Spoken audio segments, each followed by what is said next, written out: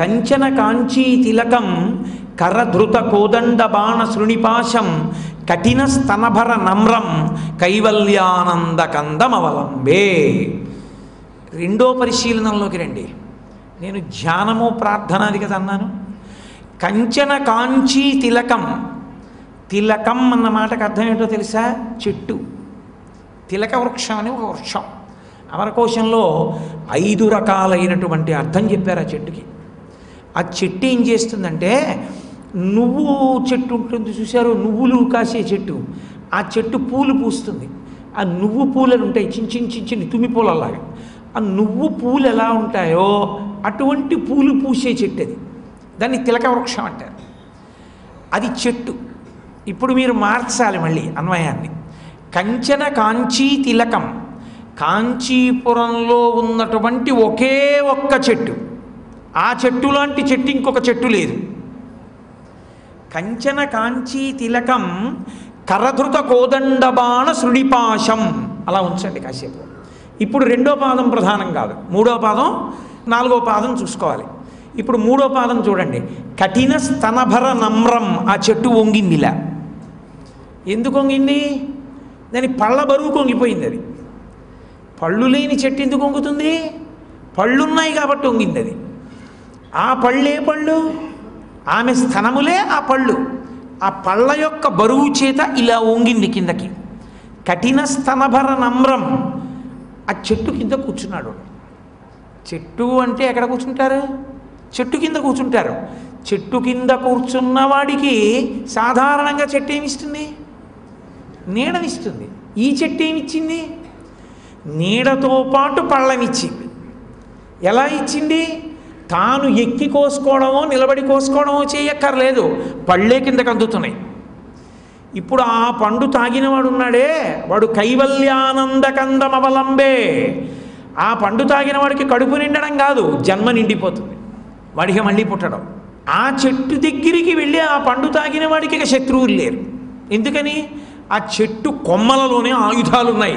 వాడి జోలికి ఎవరూ రాకుండా. వాడి జోలికి ఏవి రావు, కామక్రోధాది అరిషడ్వర్గములు రావు. ఎందుకని?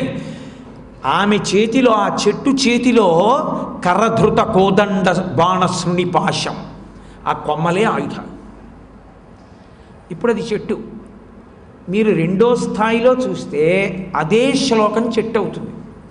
ఇప్పుడు మీరు చెట్టు కిందకి వెళ్ళి కూర్చున్నారనుకోండి, మీకు ఆ ఆనందం కలుగుతుంది. అయితే ఇక్కడ ఒక అనుమానం వస్తుంది. అమ్మవారి పరంగా కదండి శ్లోకం, చెట్టు పురుష పరంగా కదా చెప్తారు, లతనైతే కదా స్త్రీ పరంగా చెప్తారు. మరి అమ్మవారికి చెట్టు ఎలా అన్వయం అవుతుంది అంటే, నేను మీకు ఒక మాట చెప్తాను చూడండి. చెట్టులు లేకుండా ఆకులు లేని తనం ఉంటుందా? చెట్టు ఉంటే కదా ఆకులు లేని చెట్టు అంటారు. అసలు చెట్టే లేదు, ఆకులు లేని చెట్టు అనడానికి అవకాశం ఉంటుందా? ఇంకా ఉండదు. అమ్మవారు అపర్ణ. అపర్ణ అంటే ఆకులు లేనిది. ఆకులు లేనిది ఏది? చెట్టే. కాబట్టి ఆవిడ చెట్టు అయితే నీకు వచ్చిన నష్టం ఏమిటి? అందుకని అది తిలక వృక్షం అన్నారు. వాడు రాడు ఆ నీడ నుంచి. వాడు ఆ చెట్టు దగ్గరే కూర్చుంటాడు. వాడు ఆ చెట్టు మొదట్లోనే కూర్చుంటాడు. భగవంతుణ్ణి చెట్టుతో పోల్చడం అనేటటువంటిది సనాతన ధర్మంలో ఒక ప్రధానమైన లక్షణం.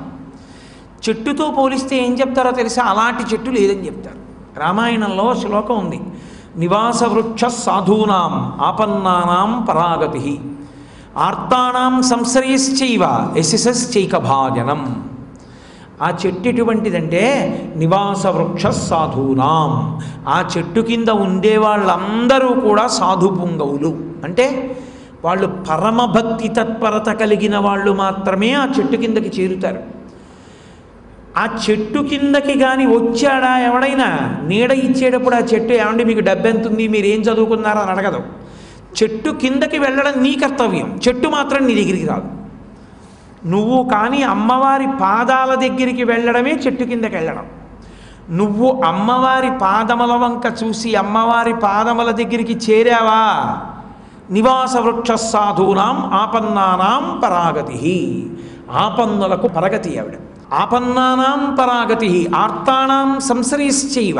ఆర్తులైనటువంటి వారికి కోర్కెలన్నీ తీరుస్తుంది. యశశ్చైక భాజనం. అటువంటి కీర్తి కలిగిన చెట్టు ఇంకొకటి కూడా ఉందనుకుంటున్నావేమో. అదొక్కటే చెట్టు, ఆ పరమాత్మ ఒక్కడే అటువంటి చెట్టు, ఇంకొక చెట్టు లేదు. కాబట్టి మీరు ఇదే శ్లోకాన్ని కంచన కాంచీ తిలకం అన్న దగ్గర మొదలుపెట్టి చెట్టుగా తిలక వృక్షం కింద తీసుకుని బయలుదేరితే అది చెట్టు రూపంలోకి మారుతుంది. ఇప్పుడు మీరు ఆ చెట్టు మొదట్లో కూర్చుని ఊహ చేసి ధ్యానం చేసినా సరే మీకు కామాక్షి పరదేవతానుగ్రహం కలుగుతుంది.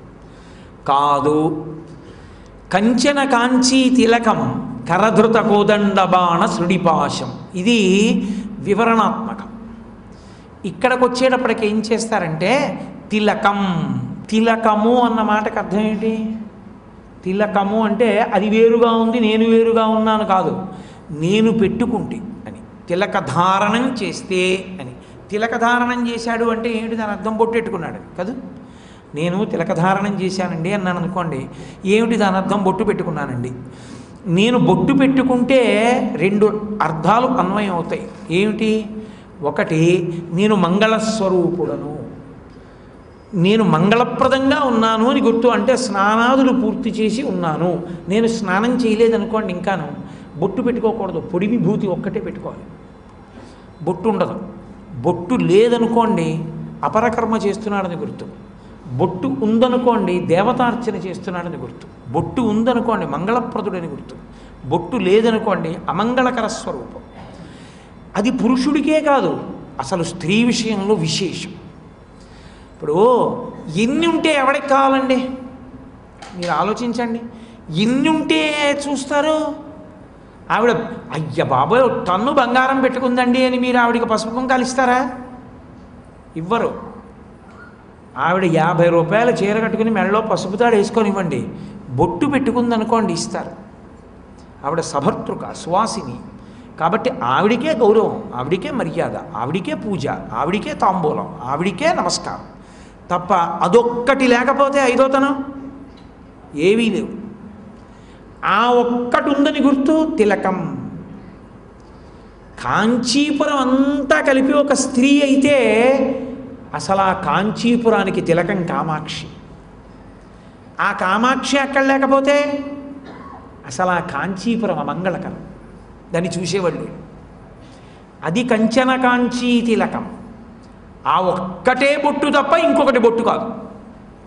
అసలు ఆ కాంచీ నగరానికే శోభ. ఎందుకంటే కాంచీపురం మోక్షపురం ఎందుకయిందంటే, కాంచీపురం వెళ్ళండి, కాంచీపురం వెళ్ళండి అని ఎందుకంటారంటే, కాంచీ ప్రవేశం ఎందుకంత గొప్పదైందంటే కామాక్షి ఉంది కనుక. అక్కడ కామాక్షి లేకపోతే బొట్టు లేని ఆడది ఎంత అమంగళకరమో, బొట్టు లేని మగాడు ఎంత అమంగళకరమో, కామాక్షి లేని కంచి అంత కామాక్షి ఒక్కతుంటే మిగిలిన వాళ్ళు ఎంతమంది ఉన్నారు ఎంతమంది లేరుతో సంబంధం లేదు. ఆవిడొక్కత్తి చాలు, కంచెన. ఆవిడొక్కత్తుంది, అందువల్ల గౌరవం వీళ్ళందరికీ. ఆవిడొక్కత్తి లేకపోతే వీళ్ళ మొహం కూడా ఎవరు చూసేవాళ్ళు లేరు, అక్కడికి వెళ్ళేవాడు లేడు. అది ఆ పట్టణం యొక్క మంగళత్వం అంతా ఆమె యందే ఉన్నది. ఇప్పుడు అమ్మవారి యొక్క శ్లోకం కంచన కాంచీ తిలకం కాదు. మీరు చూడండి, బొట్టు పెట్టుకోవడం అనేటటువంటిది ఇక ఏ ఇతర విశ్వాసమునందు లేదు. బొట్టు పెట్టుకోవడం అంటే అర్థం ఏమిటో తెలుసా? పునర్జన్మ సిద్ధాంతాన్ని అంగీకరించాను అని చెప్పినట్టు. పునర్జన్మ సిద్ధాంతాన్ని అంగీకరించడం అనేటటువంటిది ఒక్క సనాతన ధర్మమునందే ఉంది. పునర్జన్మ ఉన్నది దేని వలన? చేసుకున్న కర్మల వలన. ఎవడు ఎంత కర్మ చేస్తాడో ఆ కర్మలను అనుభవించడానికి మళ్ళీ పునర్జన్మలు స్వీకరించవలసి ఉంటుంది.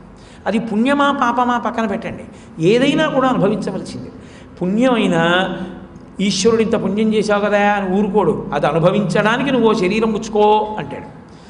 పాపం చేశాడు అనుకోండి, ఇంత పాపం చేశావు కదా శరీరం ముచ్చుకో అంటాడు. రెండిటికీ ఫలితం శరీరమే. కాబట్టి నుదుటిన బొట్టు పెట్టుకోవడం అంటే ఆధ్యాత్మికమైన మంగళత్వం ఏమిటి అంటే కర్మ సిద్ధాంతమును అంగీకరించి పునర్జన్మ సిద్ధాంతమును అంగీకరించుట. అందుకే దేవాలయంలోకి బొట్టు పెట్టుకోకుండా రానే రాకూడదు, అలా ప్రవేశించడానికి అర్హత లేదు, పంపించకూడదు గుళ్ళోకి వాళ్ళని.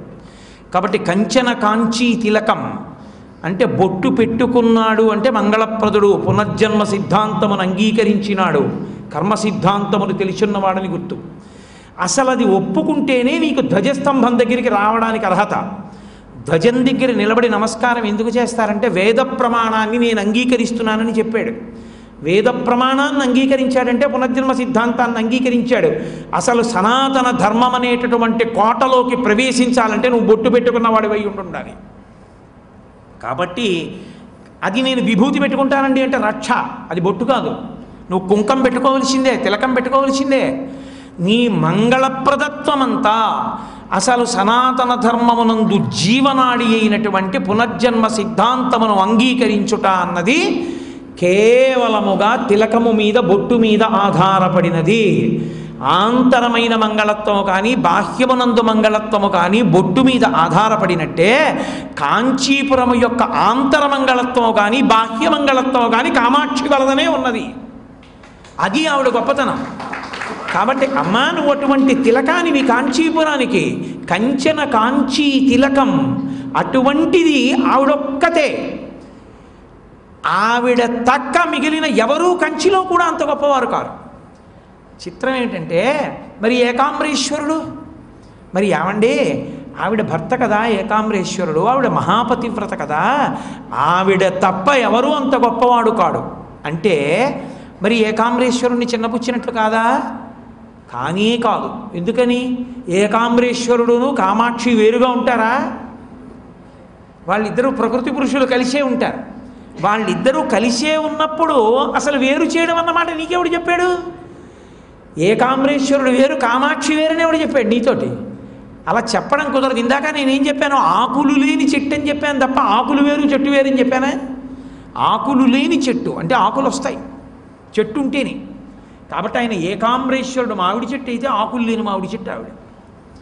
కాబట్టి ఏకాంబరేశ్వరుడు ఒకటి అమ్మవారు ఒకటి కాదు, ఇద్దరూ కలిసే ఉంటారు. కాబట్టి దాని యందు ఆమె భర్తని తక్కువ చేయడం అన్నమాట ప్రవేశించదు. అటువంటి కంచన కాంచీ తిలకం కరధృత కోదండ బాణ శృడిపాశం. ఆమె చేతులలో కోదండము బాణములు, శృణి పాశం అంటే అంకుశాన్ని పాశాన్ని పట్టుకుంది. యథార్థమునకు లలితా సహస్రనామ స్తోత్రంలో వ్యాస భగవానుడు చెప్పినప్పుడు పై రెండు చేతులలో అంకుశము పాశము, కింది రెండు చేతులలో ధనస్సు బాణములు. ముందు ధనస్సు బాణాలు చెప్పరు, ముందు అంకుశం పాశం చెప్తారు. కానీ ఆ గాడి తప్పిన వాళ్ళు ఇద్దరే ఉన్నారు. ఒకరు మూకశంకరులు, రెండు శంకరాచార్యుల వారు. వీళ్ళిద్దరూ ఆ మార్గాన్ని పాటించలేదు. పాటించకుండా వ్యాసుడు వర్ణించిన రూపానికి విరుద్ధంగా వర్ణించారు చేతుల్ని. ఆయన కూడా పణత్కాంచీదామాకరికలభ కుంభస్తననత పరిక్షీణా మధ్యే పరిడత చంద్రవదన ధనుర్బాణం పాశం శృణిమపి తదానాకరతలై పురస్తాదస్తాంన పురమధితురహో పురుషిక అన్నారు. ఆయన కూడా అలాగే ధనుర్బాణం పాశం శృణిమపి దధానాకరతలై.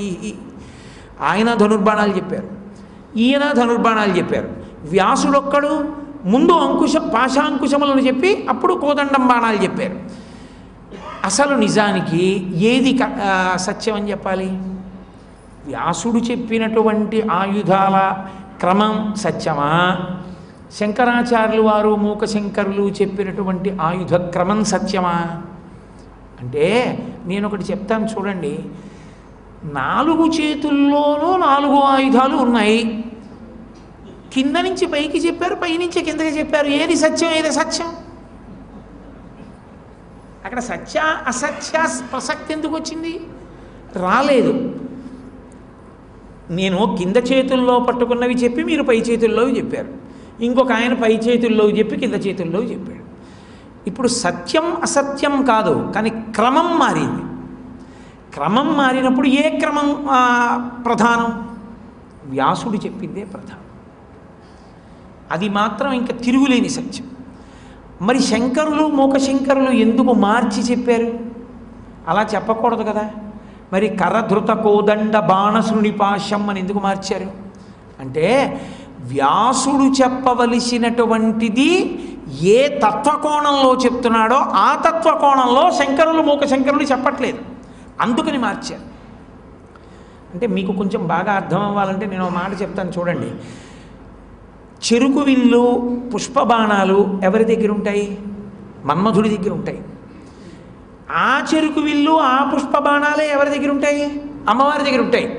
ఇప్పుడు ముందు చెరుకు విల్లు పుష్పబాణాలు చెప్పాడు అనుకోండి వ్యాస భగవానుడు, ఏముందండి మన్మధుడి దగ్గర ఉన్నవే అమ్మవారి దగ్గర ఉన్నాయి, కొత్తవే ఉన్నాయి అనేస్తాం మనం. వసిన్యాది దేవతలు స్తోత్రం చేసేటప్పుడు లలితాపరాభట్టారికా స్వరూప వైభవ వర్ణనం చేస్తున్నారు. అది ఎంత గొప్పదో చెప్తున్నారు. ఎంత గొప్పదో చెప్పేటప్పుడు దానితో సమానంగా పోల్చే అవకాశం మొదటిచ్చి చెప్పకూడదు. ఏముందండి ఇవే కదండి మన్మధుడి దగ్గర ఉన్నాయంటాడంతే చటుక్కున్నాడు. తర్వాత రెండు చదవడం. ముందు చెరుకు విల్లు పుష్పబాణాలు అన్నాడు అనుకోండి, ఆగండి ఆగండి ఆగండి, ఏముందండి గొప్పతనం, అవే కదండి మన్మధుడి దగ్గర కూడా అంటాడు. మిగిలిన రెండు వినడం. వ్యాసుడు చెప్పిన లలితా సహస్రం విన్న తర్వాత కదా మీరు వింటున్నారు. వ్యాసుడు ముందు చెప్పాడా, శంకరాచార్యుల వారు మూక శంకరుల ముందు చెప్పారా? వ్యాసుడైనా ముందు చెప్పాడు. వ్యాసుడు చెప్పేసిన తర్వాత ఇప్పుడు మీకు మూక శంకరులు చెప్పినా ఆదిశంకరులు చెప్పినా మీరేమంటారు? తొందరపడిపోయి మన్మధుడి దగ్గర ఉన్నవే కదండి ఈవిడి దగ్గర ఉన్నవి అనరు. ఎందుకని? మీకు తెలుసు. చెరుకు విల్లు బాణాలు అనగానే బహుశः ఇంకో రెండు చేతుల్లో ఈ రెండు కూడా ఉంటాయి, పాశము అంకుశము కూడా ఉంటాయి అంటారు మీరు. ఇప్పుడు ఒకసారి వ్యాస హృదయాన్ని పట్టుకోనివాడు శంకరుల హృదయాన్ని మూక శంకరుల హృదయాన్ని పట్టుకుంటున్నాడు అనుకోరు. వ్యాసుణ్ణి తెలుసుకుని విన్న తర్వాతే శంకరాచార్యుల వారి మాట కానీ మూక శంకరుల మాట కానీ మీరు వింటున్నారు కదా. అందుకని కరధృత కోదండబాణ శృణిపాశం, ఈ కోదండము బాణములు ఇది అత్యంత ప్రధానం. ఇక్కడ మళ్ళీ మీకు నేను ఒక మాట చెప్పాలి. ఒకవేళ ఆవిడ పట్టుకోలేదు, ఆవిడ చెరుకు విల్లు బాణాలు పట్టుకోలేదు, ఆవిడ పాశము పట్టుకోలేదు, అంకుశము పట్టుకోలేదు, ఆవిడ 4 చేతులు ఉత్తినే ఖాళీగా పెట్టుకుని 4 ఇలా కిందకు మడిచేసి కూర్చుంది. ఆవిడ ఇవ్వదా? అవి పట్టుకోకపోతే పట్టుకుంటే తేడా వస్తుందా? పట్టుకుంటే ఏ అనుగ్రహం ఇస్తుందో పట్టుకోకపోతే ఆ అనుగ్రహం ఇవ్వదా? ఇస్తుంది. కానీ పట్టుకోవడం ఎందుకు మరి? నేను ఇది ఇస్తానని మీకు నమ్మకం కల్పించడానికి కదా. నేను అన్నం పెట్టడానికి సిద్ధంగా ఉన్నాను, నేను అయ్యా భోజనం చేయడానికి రండి మా ఇంటికి రండి అని వీధిలో నిలబడి అన్నాను అనుకోండి, మీరు నమ్ముతారు. ఓ భోజనం పెడతాడు ఉంది పాపం రమ్మంటున్నాడు ఇదని. నేను అసలు అలా నించున్నాను అనుకోండి ఇంటి ముందు, వీధి వంక చూస్తున్నాడు అనుకుంటారు. నా మనసు మీకు ఎలా తెలుస్తుంది? అమ్మవారు ఆయుధాలు పట్టుకోవడం అలాంటిది. ఆ తత్వం పట్టుకోవడం కంచెన ఒక్కతే. ఆయుధాలు నీకేమైనా చేస్తాయనుకోకు, ఆయుధాలు ఏం చెయ్యవు. ఆయుధాల ద్వారా వస్తున్నది ఆవిడ అనుగ్రహమే. అవి లేకపోయినా అనుగ్రహిస్తుంది, అవి లేకపోయినా అనుగ్రహిస్తుంది. కాబట్టే ఓ గమ్మత్తుంది, ఆనందవల్లీ స్వరూపంలో ఉంది అగస్త్య మహర్షి పూజ చేసిన చోట ఆవిడ. కాబట్టి ఆ తల్లి ఆయుధాల్ని పట్టుకుంది అంటే ఏ కారణము చేత పట్టుకుందని నువ్వు ఆలోచించమని దాని అర్థం. మన్మధుడు చెరుకు విల్లు పుష్పబాణములు పట్టుకున్నంతసేపు మనము తీపి చూస్తూ ఉంటాం. చెరుకులో ఏముంటుంది? తీపి ఉంటుంది. పువ్వులలో ఏముంటుంది? తీపి ఉంటుంది. మనం తీపి తింటూ ఉంటాం. ఆయన చేతిలో ఉన్నటువంటి చెరుకు విల్లు పుష్పబాణములు మన మీద పడినంతసేపు కూడా కేవలం ఏదో స్త్రీ పురుష సంబంధమైన కామమే అని మీరు అనుకోకండి. లౌకికమైనటువంటి కామము కలుగుతూనే ఉంటుంది. ఆ కోరిక అనుభవిద్దాం, ఈ కోరిక అనుభవిద్దాం, అక్కడికి ఎడదాం, ఇక్కడికి ఎడదాం, అది చేద్దాం, ఇది చేద్దాం, కోరికలు పుడుతూనే ఉంటాయి. అదే అమ్మవారు పట్టుకుందనుకోండి, కోరికలన్నీ ఆగిపోతాయి. కోరికలన్నీ ఆగిపోవడం అంటే ఇంక అసలు అతను ఏమీ చెయ్యడా అండి అని మీరు అనుకోకండి. చేస్తాడు. ఎలా చేస్తాడో తెలుసా? ఆయన చేసేవి అన్నీ కూడా, ఆయనకి సుఖములన్నీ కూడా ఏవి అంటే భగవత్ సంబంధంగానే సుఖం. భగవంతుడి సంబంధాన్ని పక్కన పెట్టి ఆయనకి సుఖం ఉండదు. ఆయన తింటాడు చక్కెర పొంగలి, ఆయన తింటాడు పులిహార. ఎప్పుడు? భగవన్నివేదితమైతేనే. భగవన్నివేదనము కాని పదార్థం తినడం. చాలామంది స్వీట్ స్టాల్లో మేము తినవండి, హోటల్లో మేము తినవండి అంటారు. ఎందుకు తినరు? ఇప్పుడు మీ ఇంట్లో పులిహార వండారండి, హోటల్లో పులిహార వండారు. మీ ఇంట్లో అన్నం వండారు, హోటల్లో అన్నం వండారు. మీ ఇంట్లో కూర వండారు, హోటల్లో కూర వండారు. ఏమిటి ఇక్కడ తినడానికి అక్కడ తినడానికి తేడా? ఇక్కడ తింటే కడుపు నిండింది, అక్కడ తింటే కడుపు నిండింది. ఎందుకు తినడం హోటల్లో? ఒక్కటే కారణం, వాడు భగవన్ నివేదనము చేసి పెట్టలేదు. ఏమో వాడు చేశాడేమో మీకు ఎలా తెలుసండి అంటారేమో. భగవన్ నివేదనము చేసి వడ్డించినదైతే చెప్పులు వేసుకుని మీకు వడ్డించడు, ఎడంచేతిలో పాత్ర పట్టుకుని వడ్డించడు. భగవత్ ప్రసాదమును నువ్వు తింటున్నది నిజమైతే నువ్వు చొక్కా వేసుకుని తినవు. కాబట్టి అది ఎలా ఈశ్వర ప్రసాదమైంది? కాబట్టి తినడాయన. కాబట్టి అగ్రహారంలోకి వెళ్ళి అయ్యా ఇంత భోజనం పెడతారా అని అడిగి తింటాడు. అది కారణం. అంటే ఆయనకి అన్నం కాదు కావలసింది, భగవత్ ప్రసాదం కావాలి. ఈశ్వర సంబంధం ఉంటే తింటాడు, ఈశ్వర సంబంధం లేకపోతే ఈ కడుపుకి ఇంకోటి తింటాడు. ఓ చెట్టుకున్న పండు తీసుకుని తింటాడు, ఇప్పుడు దోషం లేదు. ఆవు దగ్గరికి వెళ్ళి అయ్యా కాసిన పాలు ఇవ్వండి, కాసిన పాలు తాగుతాడు. లేదా తటాకంలో ఉన్న కాసిన నీళ్లు తాగి కడుపు నింపుకుంటాడు తప్ప ఆయన తినడు ఇంకోలా. ఎందుకు తినడు? ఒక్కటే కారణం, అది భగవత్ ప్రసాదము కాదు. ఇప్పుడు నాలుకకి కావాలా, భగవత్ సంబంధంతో కావాలా? భగవత్ సంబంధంతో కావాలి. భగవంతుడికి నివేదన చేసి నీకు పెట్టాడు, ఉప్పు ఎక్కువైంది అన్నాడు. ఆ మాట ఆ కూర పక్కన పెట్టి ఒక్క ముక్క తీసుకుని ఇంత అన్నంలో తినేసి ఇంతే కూరతో అంత అన్నం తినేసి ఉత్తరాపోసనం పట్టేస్తాడు. పట్టి ఉప్పు ఎక్కువైందమ్మా చూసుకోండి అని చెప్తాడు తప్ప ఉప్పు ఎక్కువైంది అండవు. అది ప్రసాదం, అందులో ఉప్పు ఎక్కువైనా కారం ఎక్కువైనా ప్రసాదం. రుచి చెప్పడం అది దానిలో లేదు, ఇక్కడుంది ఆ సంస్కారం. అది ప్రసాదం. ఇప్పుడు నీకు సంస్కారం ఉంటే అది ప్రసాదం కాకుండా ఎప్పుడు పోతుంది? నీకు సంస్కారం లేకపోతే. నీ సంస్కారము చేత ప్రసాదమైనట్టే అమ్మవారి చేతి 5 బాణములు ఎవరి మీద పడతాయో, అమ్మవారి చేతి చెరుకు విల్లు ఎవరు చూస్తారో వాడికి సుఖములన్నీ ఈశ్వర ప్రసాదములు. అంటే ఇప్పుడు ఆయన మాధుర్యం అనుభవిస్తాడు. ఆయనకి చూడాలనిపిస్తే ఏం చూడాలనిపిస్తుంది? ఎప్పుడు ఏదో గుడికి వెళ్ళడం, మఠానికి వెళ్ళడం, మహాపురుషుల యొక్క చిత్రాలు చూడడం, మహాపురుషుల దర్శనం చేయడం, దేవాలయాల్లో ధ్వజస్తంభాలు చూడడం, శిల్పాలు చూడడం, ఇవన్నీ ఇష్టం. ఏమంటే సరదాగా బజార్కి వెళ్దాం వస్తారేంటి అన్నారు అనుకోండి, అబ్బా నేను రాలేనండి బాబు నాకు వద్దంటాడు. అదేంటంటే మీరు కంచి వచ్చారు కదా, కంచిలో పట్టు చీరలు బోల్డ్ ఉంటాయి, పోన్లేండి కొనొద్దు రండి చూద్దురు కానీ మేము అందరం కొంటామంటే, బాబు ఇది నేను ఏం చూస్తాను మీరు చూసి కొనుక్కోండి బాబు నేను రానంటాడు. ఎందుకు రాడైనా? ఆయనకు అనురక్తి లేదు ఆ చీర మీద. అదే ఏమండి మన గుళ్ళో డబ్బులు ఉన్నాయి కొన్ని, అమ్మవారికి 4 చీరలు కొందాం వస్తారేంటి అన్నారు అనుకోండి, ఎగిరికి అంతేసి వస్తాడు. ఎందుకు? అమ్మవారికి చీర అంటే అమ్మవారికి ఏ రంగు చీర బాగుంటుంది, అమ్మవారికి ఎలా కడితే బాగుంటుంది, ఆయనకి అలా ఆలోచించడం సంతోషం, అందుకు వస్తాడు. అది పండాడని గుర్తు. వాడి మీద అమ్మవారి బాణాలు పడ్డాయి. ఇది మా ఆవిడికి బాగుంటుందని ఊహించి పక్కన భార్య లేకపోయినా కొన్నాడు. ఇంటికి వెళ్ళాక చీ అంటే అది తర్వాత మాట. ముందు వీడు సంతోషించి కొన్నాడు, వీడి మీద మన్మధుడి బాణాలు పడ్డాయి.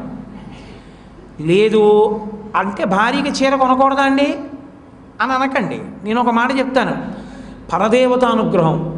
నా భార్య నన్నంత అనుగమిస్తుంది, పిచ్చి తల్లి, దానికి ఏ కోరిక లేదు. నేను ఏది పట్టుకెళ్ళిస్తే పరమ సంతోషం అండి, కామాక్షి దగ్గర పెట్టి తెచ్చారా అంటుంది. లేకపోతే కంచి నుంచి వచ్చిందని పూజామందిరంలో పెట్టి కట్టుకుంటుంది. నాకు అటువంటి భార్యనిచ్చావు తల్లి, దానికి ఓ చీర పట్టుకెడతాను నీ ప్రసాదంగా, కంచిలో కొన్నది కామాక్షి చీరే అనుకుని కొన్నాడు.